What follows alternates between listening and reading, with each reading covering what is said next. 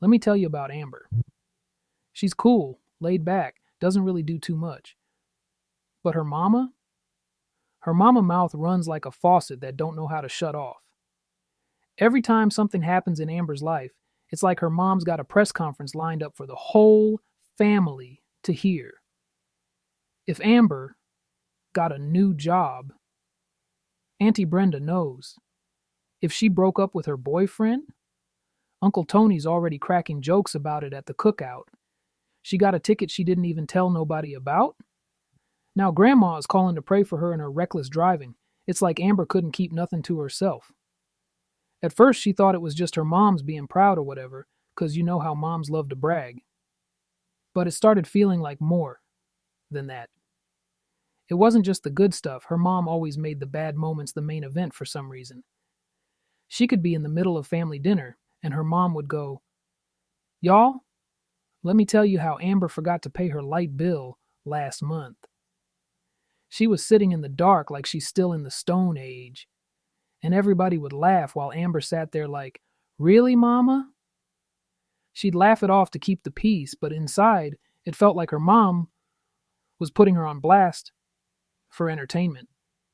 And the worst part? It wasn't even the whole truth half the time. It wasn't until Amber overheard her mom telling her business to her church friends that it really hit her. She was walking past the kitchen one afternoon when she heard her mom on the phone. "Yeah, Amber broke up with Greg again. You know she don't know how to pick 'em. I keep telling her she gotta stop letting these boys play with her." Amber froze. She had just told her mom about the breakup yesterday, and not even in a spill the tea type of way. She was just venting. But here her mom was, making it sound like Amber was out here getting clowned by dudes left and right, when it wasn't even like that. Amber started noticing it more after that. It wasn't just her mom being proud or sharing little things.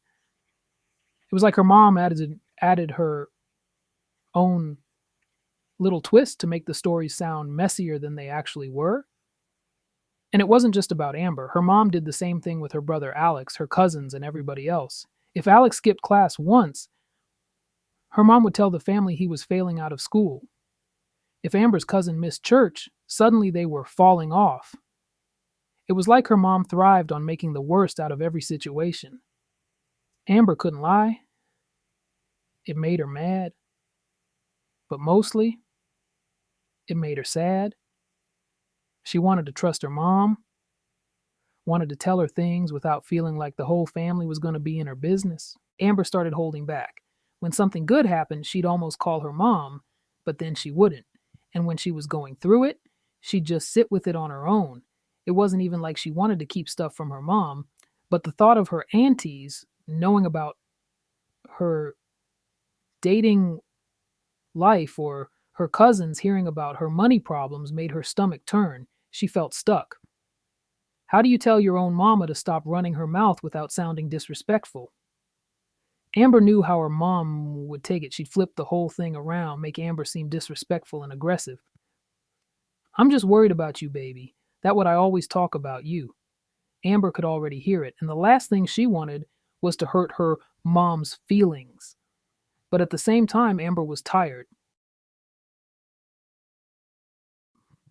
It all came to a head when Amber's cousin Kayla called her, all excited. "Girl, I didn't know you was thinking about moving out of state," Kayla said. Amber's face dropped. She hadn't told anybody about that except her mom. She hadn't even made a final decision yet. That's when Amber decided it was time. She pulled up to her mom's house, sat down at the kitchen table, and said, "Mama, can we talk for a second?" Her mom smiled as she sat down next to her. "Of course, baby. What's going on?" Amber took a deep breath. "Mama, I love you, but you gotta stop telling folks my business. Every time I tell you something, I feel like the whole family knows before I even get a chance to process it myself." Her mom laughed it off at first. "Oh, girl, you know I don't mean no harm. I just get excited for you." But Amber wasn't laughing. "I know you don't mean harm, but it does hurt me. It makes me not want to tell you things anymore. I feel like I can't trust you." with the personal stuff. Her mom got quiet real quick. Amber could tell it hit differently this time.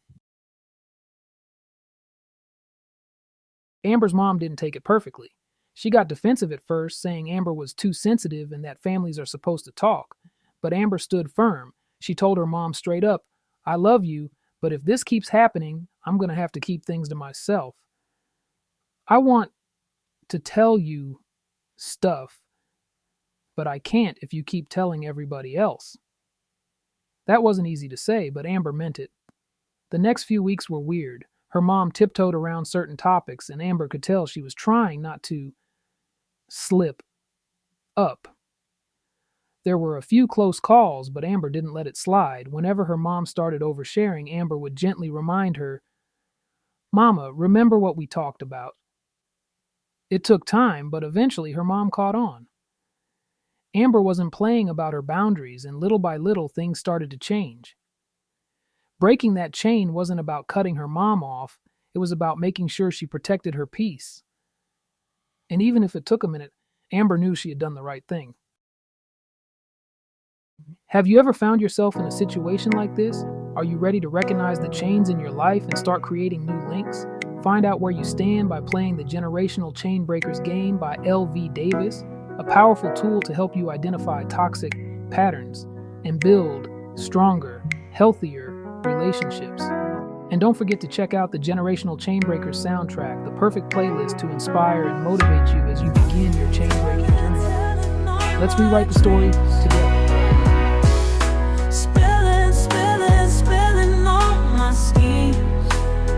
I whisper softly, she shouts them loud. My secrets lost in the roaring crowd. I talk of stars and places I might go. She tells the neighbors what they don't need to know.